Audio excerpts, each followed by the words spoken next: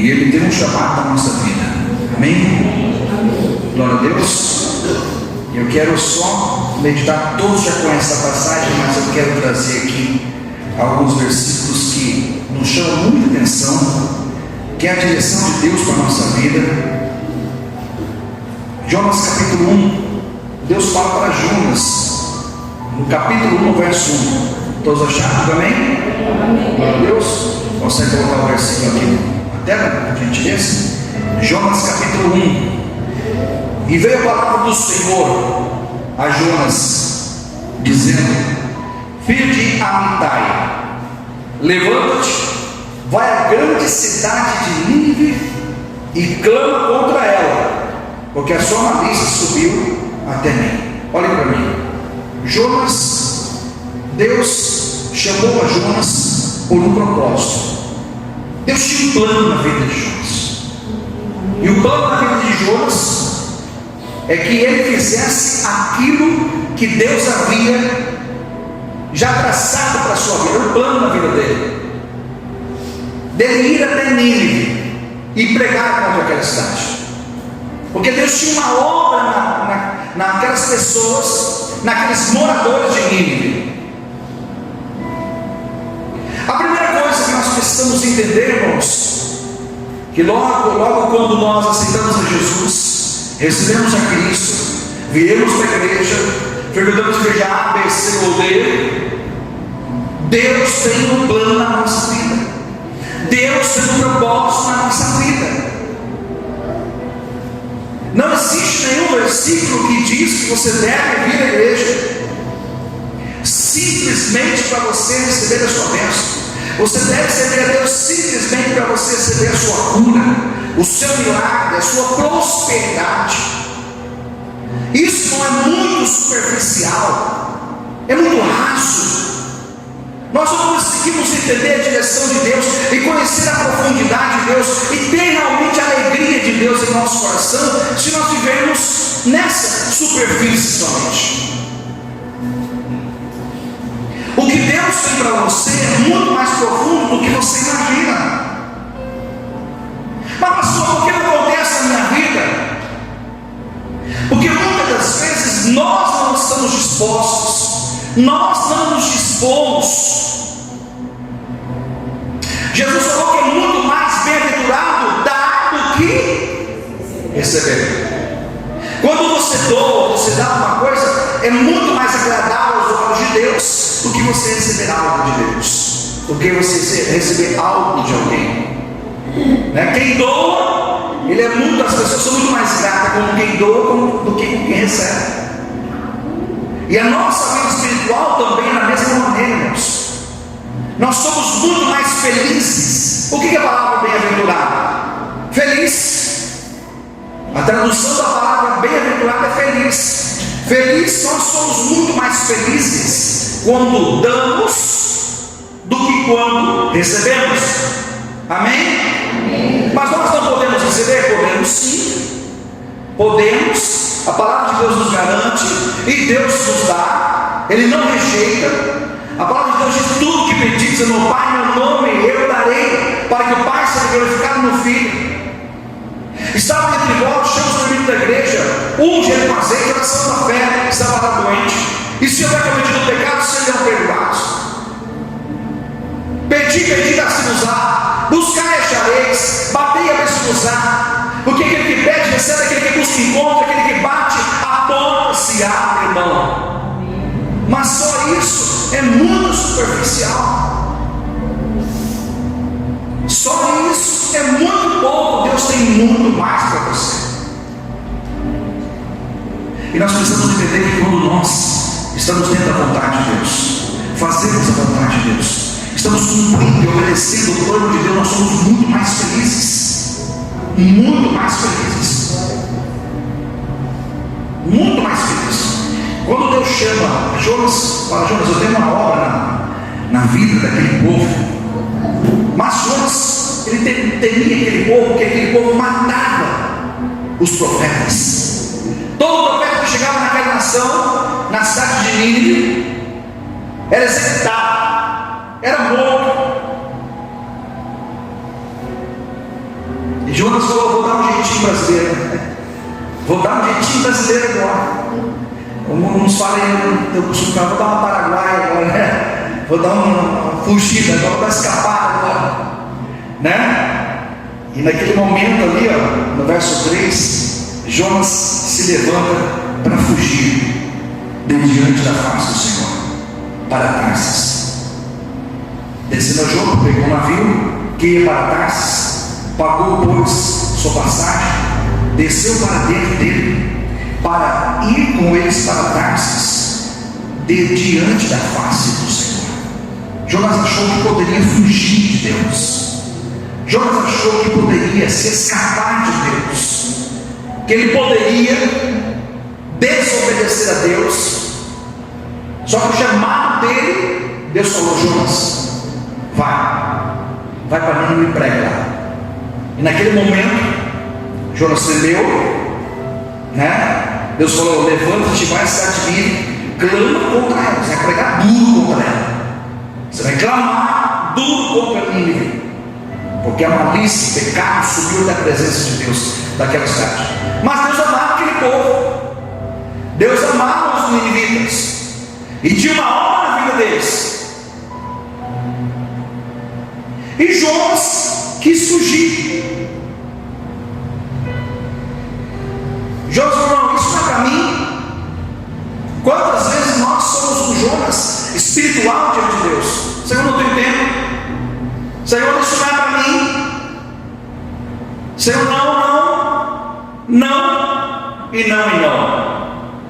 Temos tempo para futebol, para o churrasco, para a festa, para tudo, para a família, para o lazer, para a piscina, para tudo. E não temos tempo para Deus. Muitas das vezes nós estamos como Jonas, espiritualmente falando: por que, irmãos? Porque Deus tem uma obra na sua vida. Mas que obra é essa, pastor? Ele nunca falou comigo. A palavra de Deus diz: ide por todo mundo, pregar o evangelho a toda criatura. Quem crer e for batizado será salvo. Você acha que Deus fica contente quando um dos seus parentes morre sem salvação? Você acha que Deus fica contente quando uma alma se perde e vai para o inferno porque não recebeu a Cristo, porque está longe do caminho de Deus?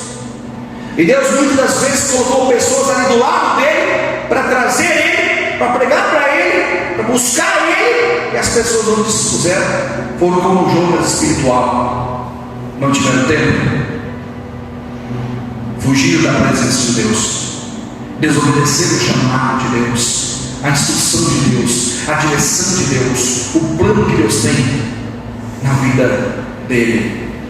Deus colocou você na vida da sua família, que tem um monte de pessoas que são descrentes, porque Deus tem um plano na sua vida com relação aos seus familiares. Deus colocou você lá naquele trabalho, no meio de um monte de ímpios, um monte de pessoas que não têm Jesus, porque Deus tem um plano na sua vida com relação àquelas almas. Mas pastor, como que vai cumprir esse plano? Meu irmão, entenda uma coisa: nós precisamos quebrar algo da nossa vida que está nos impedindo, de fazer a obra de Deus. Isaías foi assim, os profetas foi assim, Moisés foi assim. Quando Deus chamou Moisés lá no Monte Sinai, falou para ele: Moisés, você vai lá e vai falar com o faraó, e você vai libertar o meu povo. O que Moisés disse na mesma hora? Senhor, não, Senhor, sou homem de palavras duras, manda Arão, meu irmão. E Deus falou: não, o plano na sua vida, o plano é na sua vida. Você está aqui hoje não é só para receber a tua bênção, receber a tua cura, receber a tua vitória, receber a melhoria no teu casamento, na tua família, restaurar o teu lar, restaurar o teu casamento, abrir tua porta de emprego, desenrolar os seus papéis pela justiça. Isso é muito superficial. Você está aqui com um plano de Deus, um projeto de Deus, que os seus filhos ainda não estão na presença de Deus, e Deus não quer que eles morram e percam a sua salvação. Seus pais, talvez seus tios, seus parentes, seus amigos, Eles não se encontraram com Jesus ainda. E não tem outro caminho, irmãos. A Bíblia diz que nele está a vida eterna.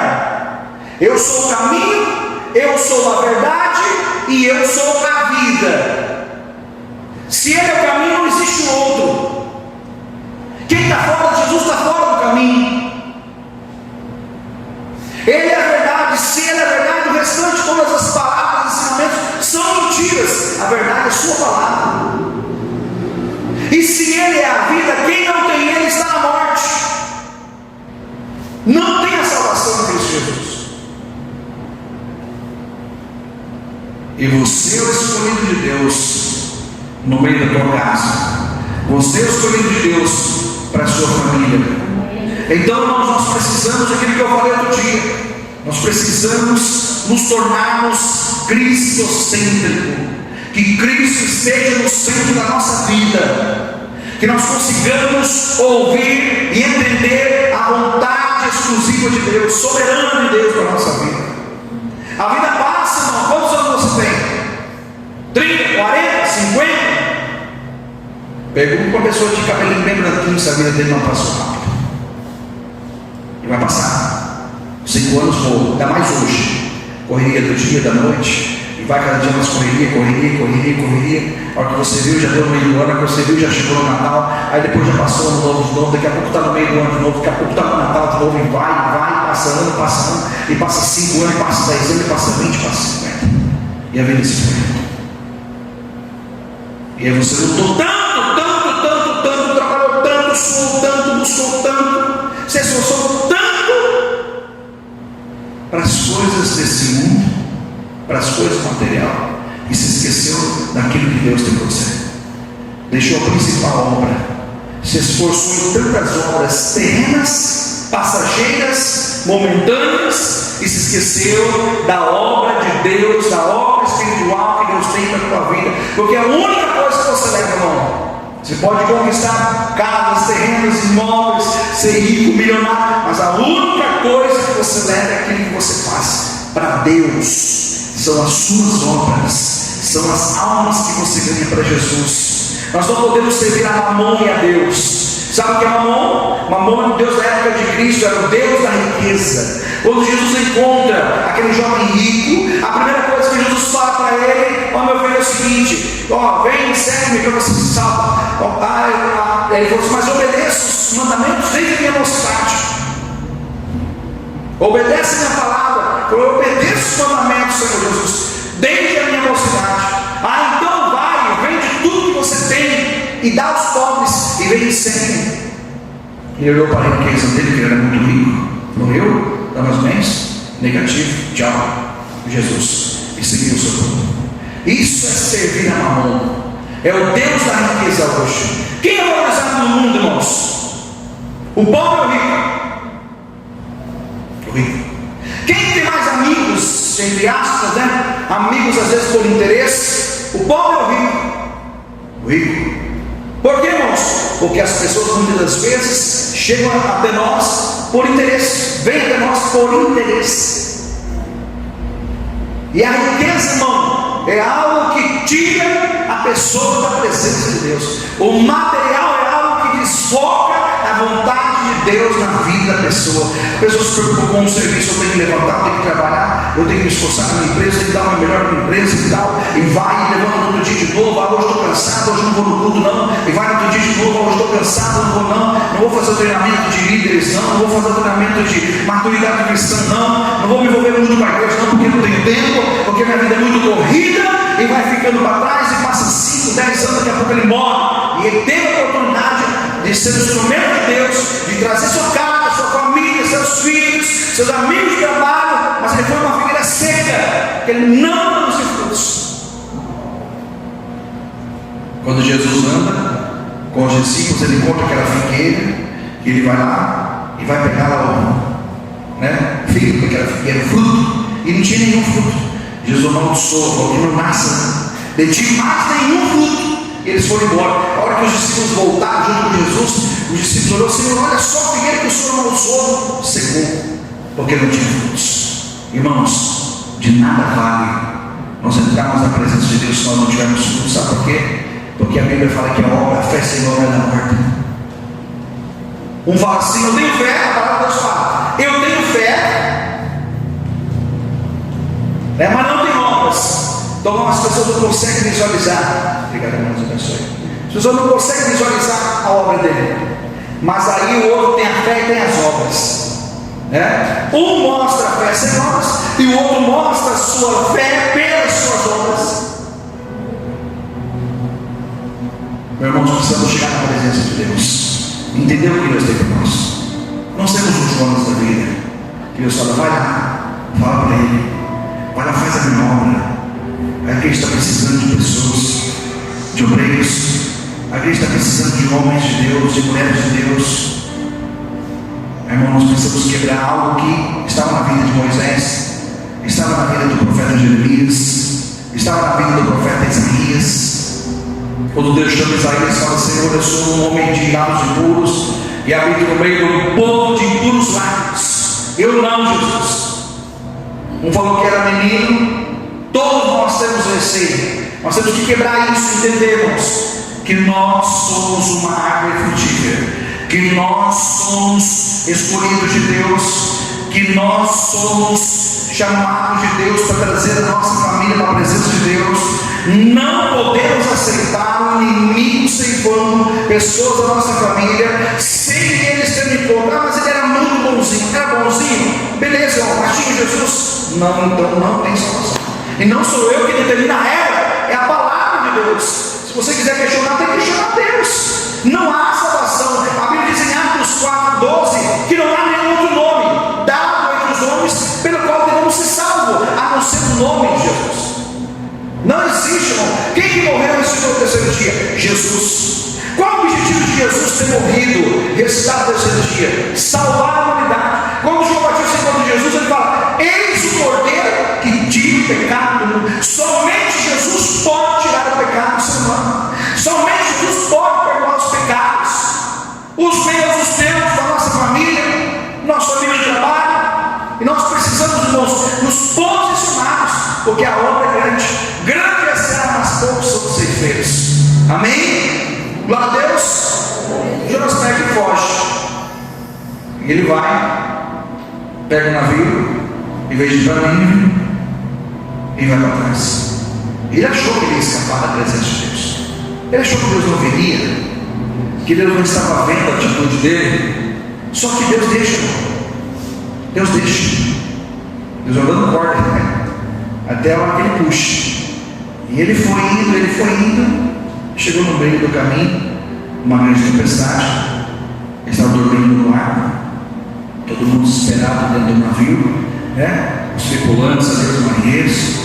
Vamos jogar as coisas para fora, para aliviar o peso do navio, porque a tempestade é muito grande. Talvez consigamos nos salvar. Começaram a jogar as coisas para fora, que desceram no porão. Ele estava dormindo ainda, no meio de tudo que é tempestade, de boa ainda, no sono tranquilo, né? Chegou lá, o capitão falou: você está louco? O que você está fazendo aí? Dormindo? De onde você vem? Fala o teu nome. O que você está fazendo aqui? E aí ele confessou para o capitão do navio que o culpado de tudo ele que está acontecendo aqui, o que estava acontecendo no maremoto, era culpa dele, porque Deus tinha falado para ele para Nínive. E ele foi, pegou o navio e foi para Tarsis. Será que nós estamos igual Jonas? Né? Faz a minha obra, não tenho tempo. Não, Senhor, eu estou muito cansado. Não, Senhor, eu não tenho dom. Tem sim, irmão. Você tem o dom de trazer a sua família. Você pode passar na casa do seu irmão, trazendo para a presença de Deus. Você sabe que ele está afastado, você sabe que teu filho está afastado, você não pode deixar ele se ceifar pelo inimigo, não. O dia de amanhã não pertence a nós. Não sabemos o que vai acontecer com nós. O amanhã pertence a Deus. A nossa hora é agora. É que nós achamos que nunca vai acontecer conosco. Às vezes nós achamos que nunca vai acontecer com a nossa casa. E nós precisamos estar preparados, irmãos. Preparados, porque a eternidade pode estar a um passo. A eternidade sua, da sua família, do seu parente pode estar a um passo. Nós precisamos nos comprometer com Deus, irmãos. Nós precisamos deixarmos de ser aquele cristão: Senhor, me dá isso, me dá aquilo outro, me dá aquilo outro. Começarmos a mudar a nossa atitude. Senhor,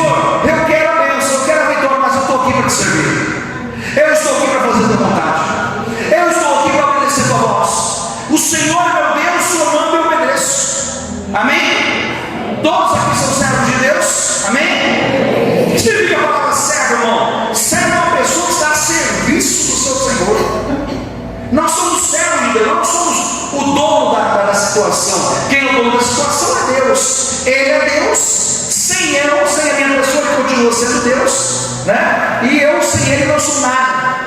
Eu sou servo de Deus, nós somos servos de Deus. Nós estamos aqui para servir a Deus, fazer a vontade dEle, e não Ele para fazer a nossa vontade. É que nós acabamos invertendo isso. Isso é até uma jogada do inimigo. Isso é até uma jogada de Satanás. Que é nós achamos que Deus, Ele é o gênio da lâmpada. Sabe o gênio da lâmpada do Aladim? Você esfrega a lâmpada, sai o gênio, um gênio musculoso, forte. Fala, meu irmão, você tem 3 pedidos. Deus não é o gênio da lâmpada. Que Ele está aqui para obedecer a sua vontade. Que Ele está aqui para fazer tudo o que nós queremos.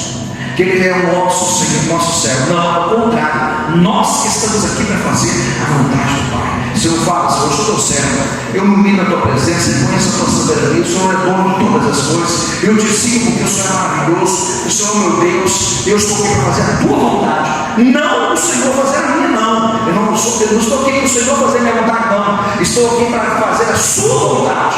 Tenho meus pedidos, humildemente vou apresentar em oração diante do Senhor, mas eu estou aqui para fazer a tua vontade. Amém? Como é que é a oração do Pai Nosso que nós oramos? No finalzinho dela fala: seja feita a tua vontade, assim na terra como no céu. Não é a minha vontade. Eu não chego para Deus e falo assim: seja feita, Deus, a minha vontade aqui na terra. Do Senhor no céu pode fazer do Senhor, mas aqui na terra quero que seja feita a minha. Não, não é assim, Pai Nosso. Pai Nosso, seja feita a tua vontade, assim na terra como nos céus.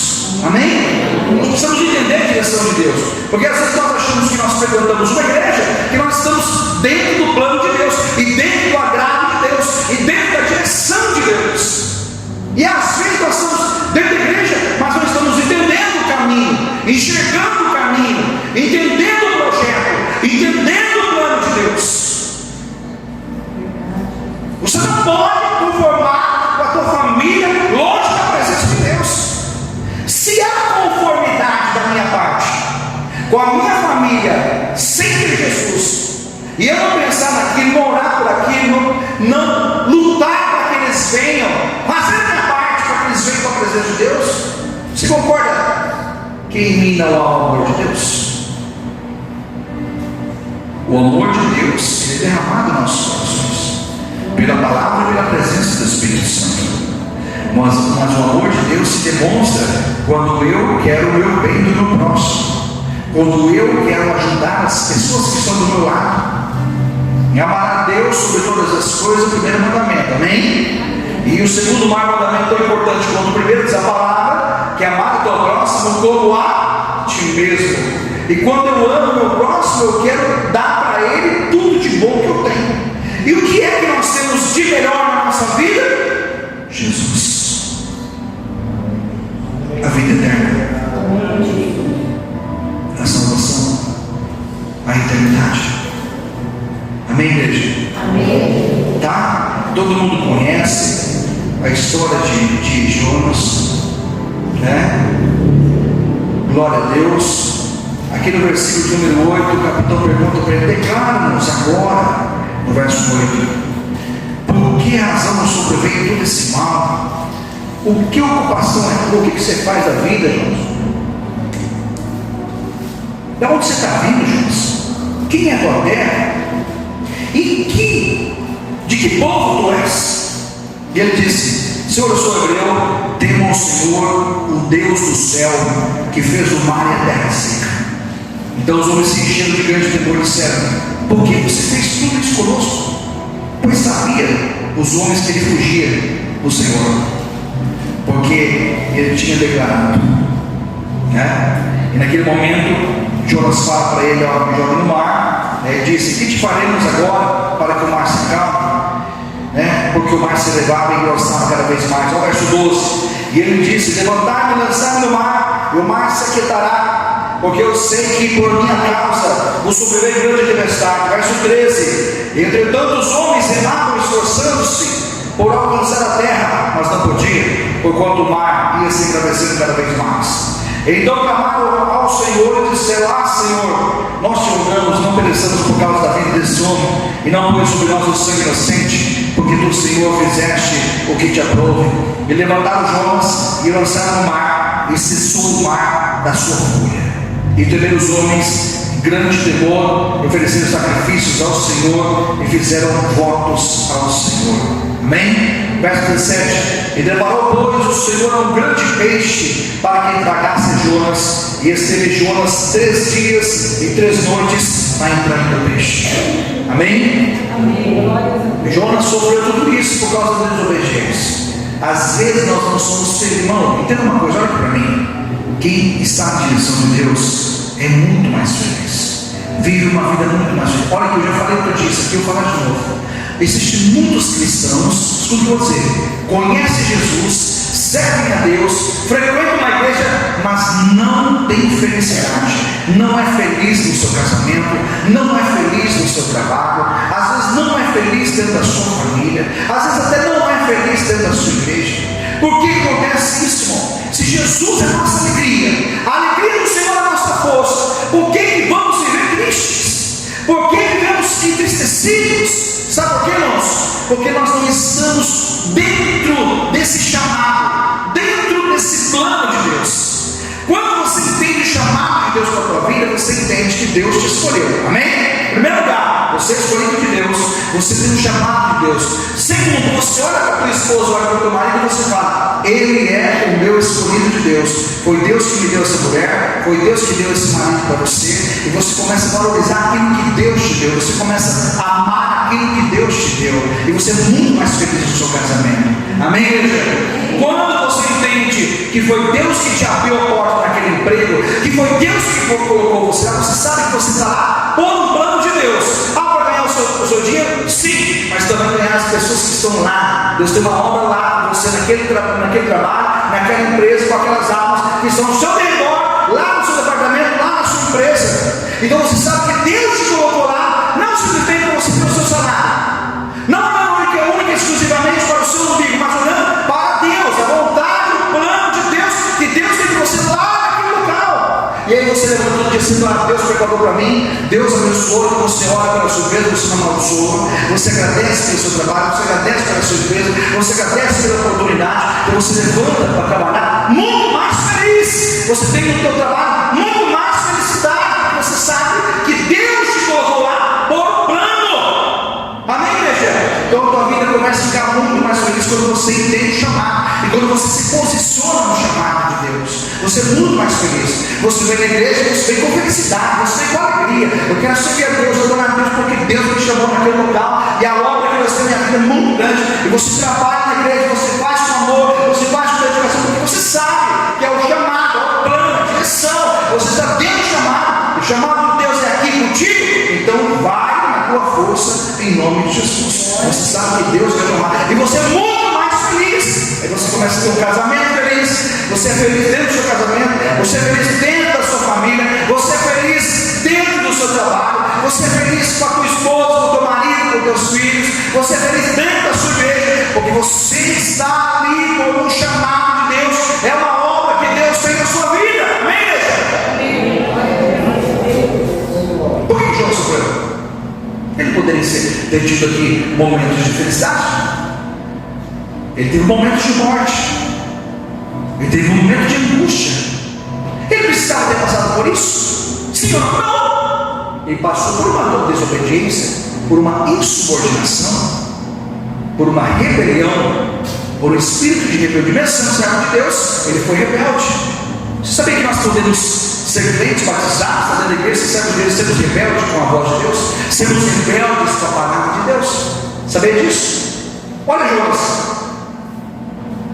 verso capítulo 2: e orou Jonas ao Senhor, seu Deus, das entranhas do peixe, e disse: na minha angústia clamei ao Senhor, e ele me respondeu. Do ventre do inferno gritei, tu ouviste a minha voz, porque tu me lançaste no profundo do coração dos mares. A corrente me cercou, todas as tuas ondas e as tuas vagas têm passado por cima de mim. E eu disse: lançado estou de diante dos seus olhos, todavia tornarei a ver o tempo da tua santidade.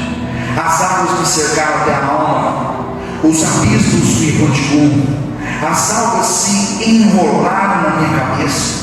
Eu desci até os fundamentos dos montes, os ferrolhos da terra correram-se sobre mim para sempre.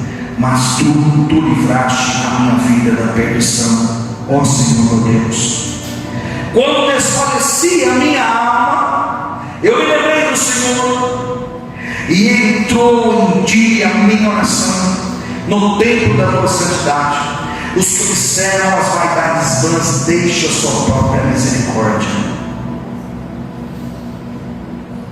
Olha esse versículo. Os que observam as vaidades vãs deixam a sua própria misericórdia. O que são as vaidades vãs, irmãos? No mundo, o dinheiro, somente as coisas materiais, mamon. Deixamos de obedecer a voz, ouvir a voz de Deus. O Espírito Santo está falando conosco na palavra, e ouvimos só a voz do mundo. Você tem que comprar, você tem que conquistar, você tem que correr atrás, tem que fazer isso, tem que fazer aquilo. Pastor, eu vou abandonar meu serviço para fazer a obra. Não. Lá dentro do serviço você vai ser usado. Lá dentro da sua casa você vai ser usado. Lido com pessoas ali, mais de 100 pessoas todos os dias. Talvez ali 80% ou mais, todos eles longe da presença de Deus. E eu sei que Deus me colocou lá para me trazer aquelas almas para Jesus. Por isso que eu levanto todo dia sempre com alegria, e vou trabalhar lá com alegria, e eu oro com eles, abençoo eles, e vou devagarzinho convidando, tal, está vindo um, vem outro, e Deus vai trazer todos em nome de Jesus. Amém? Ó pastor, mas eu te oferecerei sacrifícios com voz de agradecimento. O que te votei, pagarei. Do Senhor vem a salvação. Olha só. E falou o Senhor ao peixe. Deus falou para o peixe: vai lá e vomita Jonas na terra. Como é que ele ficou 3 dias sem ser consumido pelas enzimas digestivas do estômago do peixe? Deus. Como é que ele respirou dentro do estômago do peixe, se no estômago do peixe não tem ar? Deus. Ele precisava ter entrado no ventre do peixe? Não. Ele precisava ter passado por tudo isso? Não. Foi por não se posicionar e não se colocar à disposição de Deus que ele passou por tudo isso. Às vezes na nossa vida nós não temos alegria, irmãos. Ficamos depressivos, estamos desanimados, estamos cabisbaixos, sem alegria, sem vigor, sem esperança. Uns entram em depressão, outros entram no síndrome do pânico. Por que, irmãos? Porque tem a oportunidade de entrar na direção de Deus, mas prefere entrar no ventre do peixe, mas prefere desobedecer a Deus e entrar dentro do ventre do peixe. Olha o capítulo 3. E veio a palavra do Senhor segunda vez, dizendo: levanta-te e vai à grande cidade de Nínive e prega contra ela a pregação que eu te disse. E levantou-se Jonas e foi a Nínive, segundo a palavra do Senhor. Era pois Nínive uma grande cidade de 3 dias de caminho. E começou Jonas a entrar pela cidade, caminho de um dia, e pregava e dizia: ainda 40 dias e Nínive será subvertida. E os homens de Nínive creram em Deus e proclamaram jejum, vestidos de panos de saco, desde o maior até o menor, porque esta palavra chegou ao rei de Nínive. E levantou-se do seu trono e tirou suas vestes e cobriu-se de pano de saco e assentou-se sobre a cinza e fez uma proclamação que divulgou em Nínive por mandado do rei dos seus grandes, dizendo: nem homem, nem animais, nem bois, nem ovelhas, nem coisa alguma, nem lhes dê pasto, nem bebam água, mas os homens e os animais estarão cobertos de pano de saco, clamarão fortemente a Deus e se converterão cada um do seu mau caminho e da violência, quem sabe se Deus se voltará a Deus. Quem sabe se voltará a Deus e se arrependerá e se apartará do furor da sua ira, de sorte que não pereceramos. E Deus viu as obras deles, como se converteram do seu mau caminho, e Deus se arrependeu do mal que tinha dito que faria e não fez. Amém? Amém, igreja? Eu quero estar na direção de Deus, irmãos. Eu oro para Deus: Senhor, se eu estou saindo fora, me mostra. Se eu estou saindo fora do caminho, talvez estou indo para a direita ou para a esquerda, me mostra. saindo fora do teu caminho, mostra, porque eu quero estar na tua direção. Porque eu sei, irmãos, nós sabemos que se nós estivermos na direção de Deus, todas as bênçãos virão sobre nós. Deuteronômio capítulo 11, verso 28. E será que se ouvires a voz do Senhor teu Deus, tendo cuidado de guardar todos os mandamentos que te ordeno hoje, todas essas bênçãos virão sobre ti e te alcançarão. E aí Deus vem relacionando: bendito será todo campo, na cidade, bendito o fruto do teu ventre, fruto do teu animal, fruto da tua terra, bendito será a entrada dos saíres, onde você colocar o seu pé será bendito. Por quê? Ouvir a voz de Deus e obedecer a sua palavra. Bendito será, as bênçãos virão sobre ti e te alcançarão. Não está dizendo que Deuteronômio 28 que você tem que orar, jejuar e pedir, fazer campanha recital para receber o milagre, a cura. Não! A bênção virá sobre ti, ela vai te alcançar, ela vai te atropelar. A bênção de Deus, por quê? Você está na direção de Deus, cumprindo o chamado de Deus, ouvindo a voz do Espírito Santo, entendendo o que Deus tem na sua vida. Você não é um receptador de bênção, um caçador de bênção, uma pessoa que vem na igreja, recebe a bênção e vai embora, toca a tua vida durante a semana, no próximo domingo você vem, recebe a tua bênção e vai tocando para. Não é isso. Você é um escolhido de Deus para trazer todas as pessoas que estão ao seu redor. Você não pode aceitar, o amor de Deus tem que estar dentro do teu coração. Aqui, ó, tem que estar dentro aqui, irmãos. De não aceitar a tua casa, teu filho, tua esposa, teu marido, seus irmãos, seus parentes, sem Jesus. E nós não nos incomodamos com isso. Nós não podemos ser diferente. Se eu sou indiferente com a salvação das almas que estão ao meu redor, eu demonstro que eu não tenho a presença de Deus na minha vida, que eu não tenho o amor de Deus na minha vida. Porque o dia que chegar a hora dele, ele vai morrer. Eu não vou conseguir pedir isso, nem ninguém. E aí ele será condenado ao inferno. Eu não posso aceitar isso. Se eu aceito isso, eu estou aceitando a obra do diabo na vida das pessoas e não fazendo nada para impedir isso. Ah, pastor, mas você não vai salvar todo mundo. Eu sei disso, mas eu posso trazer muitos para a presença de Deus. E vamos dizer que eu traga 10 esse ano. E cada um dos outros, vamos dizer que eu traga 2, 5. Que eu traga 5 almas esse ano. Trouxe mais 5 almas para a presença de Deus. E cada um dos irmãos trazer 5. Nós vamos colocar aqui 200 pessoas brincando na igreja. Mas nós podemos trazer muito mais. Nós podemos trazer muito mais, irmãos. Agora eu não posso ser diferente. Ser uma pessoa egocêntrica. O que é egocêntrico? Eu estou salvo. Opa! Ema, cada um dos seus companheiros. Eu estou salvo, glória a Deus, eu vou para a igreja. Vou lá, estou servindo a Deus, vou dando meu dízimo, oferta, servindo a Deus, adorando a Deus, abandonei o mundo, abandonei o pecado, estou servindo a Deus, estou lutando em santidade, estou salvo, glória a Deus. Eu não posso só se preocupar comigo mesmo. Eu não posso ser egocêntrico. Eu tenho que ter o amor de Deus na minha vida. Se Cristo está em mim, eu tenho que ter o amor de Deus. E se eu tenho o amor de Deus, eu tenho que amar o meu próximo. E quando eu amo o meu próximo, eu faço alguma coisa para ele ser salvo. Eu luto pela vida dele. Eu chamo ele para a igreja, convido ele, eu oro por ele, eu jejuo. Eu passo na casa dele, irmão, hoje sai para a igreja. Sabe como que eu me cometi? Eu não gostava de crente.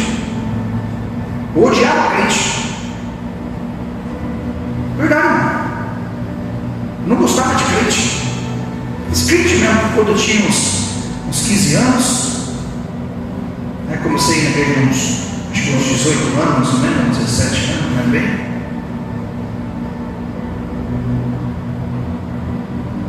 Minha vida era o baile, beber, fumar, os gambais da vida, os bailes da vida. Aí um dia, um amigo meu, que eu conheci, não sabia que ele era crente, falou: vamos na igreja. Nossa, eu vou na igreja, né, que eu ia na igreja católica, eu vou na igreja, mas eu vou de 4 anos, quando tem aniversário, né, quando tem umas menininhas bonitinhas lá para nós ver, vem na cabeça. Na cabeça. Os jovens hoje estão nessa vibe aí, ou até pior, né? Na minha época, quando eu tinha 15 anos, nem maconha tinha. Começando a ouvir falar, mas ninguém sabia, ninguém tinha. Agora, hoje está tudo infestado de droga. Mas olha só, irmãos, um amigo me convidou. Eu falei, eu vou. Ele falou assim, só que a igreja fez. Eu falei, ixi. Falei, tá bom, vamos lá. Vamos ver que bicho que dá. Eu falei assim, vou ver que bicho que dá. Mas quando entrei na igreja, irmãos, quando entrei na igreja, os louvores, isso aqui falou demais no meu coração. Falou demais no meu coração. Eu falei, nossa, que paz que eu encontrei. Que alegria que eu encontrei. A alegria é o vazio do meu coração que eu procuro preencher na bebida, nas noites, nos bailes. E eu encontrei, está aqui. É a presença de Deus que eu não sabia. Então você pode passar na casa de uma pessoa, trazer ela vir aqui no culto, ela se convertendo. Uma alma, diz a Bíblia, que vale mais do que o mundo inteiro. Então nós temos que agir.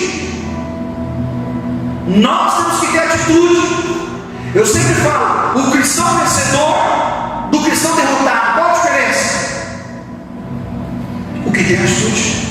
O que tem atitude vai agir, vai lutar, vai desembanhar a espada. Ele não vai fazer bolinhos e vai entrar na caverna.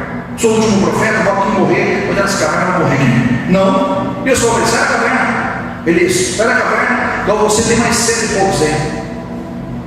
Vai que a mão é grande na tua vida. Nós não podemos entrar na caverna. Nós temos que sair à luta, desembanhar a espada. Quando Davi encontra o Golias, Golias tinha o que, irmão? 3,20 metros. Que é mais alto que essa sangra de Jesus.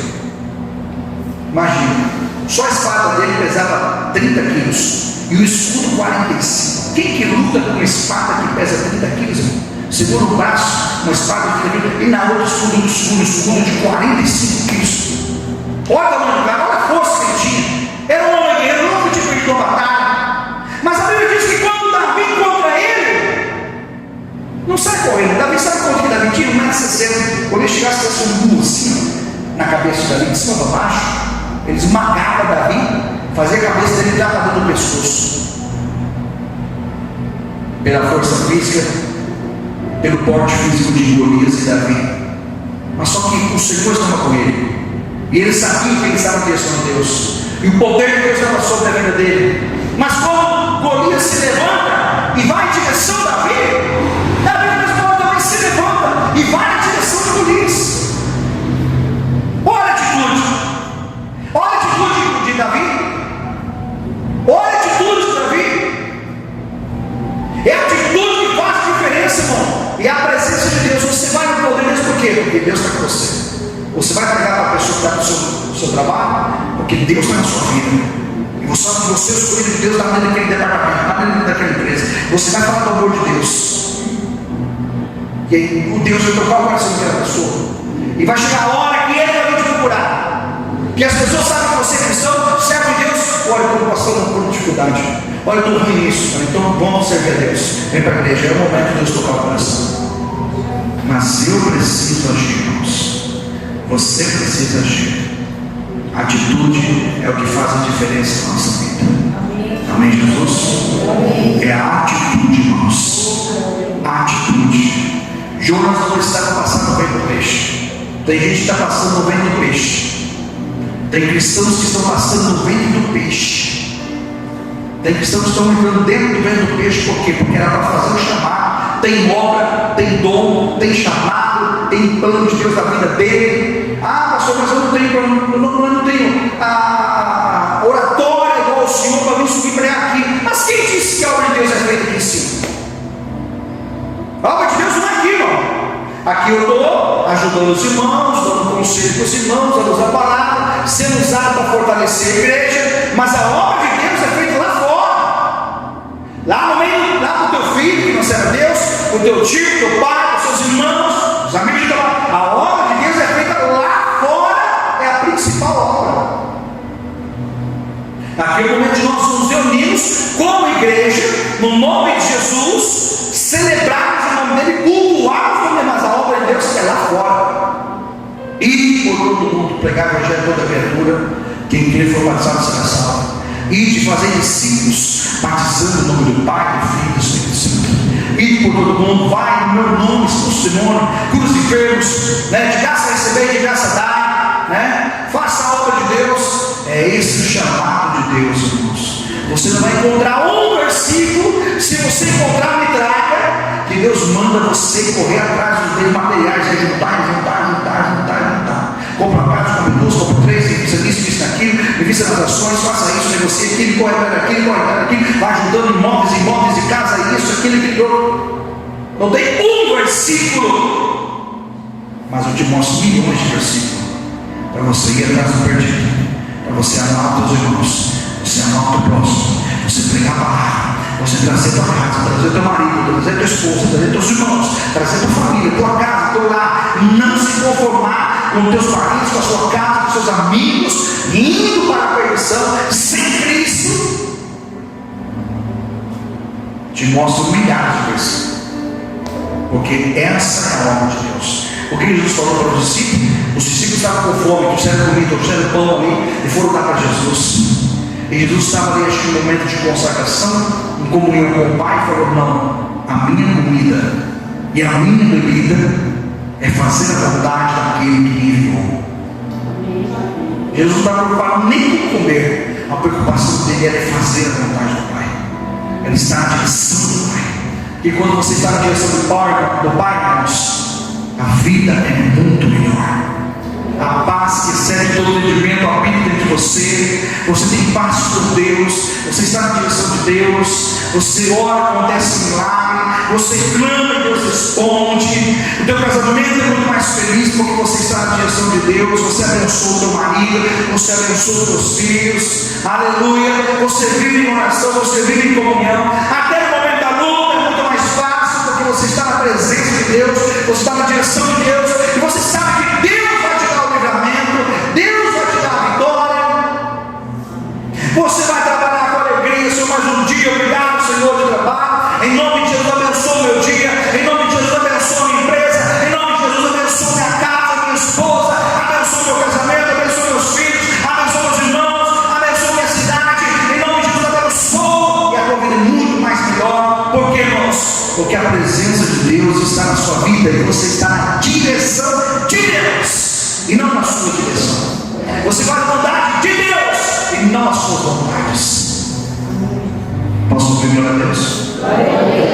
Posso ouvir glória a Deus? Depois disso, de passar por tudo isso, Jonas chegou no profundo do abismo, né? E aí ele teve que se dobrar, ele não teve que se olhar no ventre do peixe. E aí vai lá e prega para Nínive. O rei de Nínive mandou todo mundo jejuar, né? Colocou toda a nação, até os animais jejuaram. Não dá comida nem para os animais, né? Não dê pasto, não deixe eles nem beber água, né? Levantou um grande clamor, um grande jejum. Diz aqui, ó, verso 5: proclamaram um jejum e vestiram-se de panos de saco, desde o maior até as criancinhas se vestiram de pano de saco. O rei mandou daquela cidade, daquela nação, até as crianças se vestiram de pano de saco, desde as crianças mais pequeninas até os mais idosos, até os animais. Olha aqui no versículo número 7: nem homens, nem animais, nem bois, nem ovelhas, nem alguma outra coisa, nem de pasto e nem bebam, mas os homens e animais estarão cobertos de pano de saco e clamarão a Deus. Ele fez até os animais jejuarem, com comida e com bebida, colocaram pano de saco até os animais, e fez toda a nação jejuar e consagrar a Deus, para obedecer a voz de Deus, para que a bênção de Deus venha sobre ele. Esse era o plano de Deus para Jonas, ir até Nínive e ganhar aquela cidade. E você está ouvindo o plano de Deus? Está ouvindo a voz de Deus? Não? Está ouvindo cumprindo o chamado de Deus? Amém? Não se conforme, irmãos. Não nos conformemos com esse mundo, diz a palavra, Romanos capítulo 12. Não nos conformeis com esse mundo, mas transformai-vos pela renovação do vosso entendimento, para que entendais qual é a boa, perfeita e agradável vontade de Deus para a sua vida. Amém? Amém? Posso ter uma casa? Glória a Deus. Mas não deixe de fazer a obra de Deus. Posso ter uma empresa? Sim, mas a tua empresa cumpra a vontade de Deus. Posso ter alguns imóveis? Até pode, irmão, mas não põe o teu foco, o teu coração, porque a prioridade é o que vale. Se eu não tenho toda a minha força no material, é ali que está o meu coração. Se eu não tenho toda a minha força no espiritual, a direção de Deus, é ali que está o meu coração. Amém? Glória a Deus. Essa palavra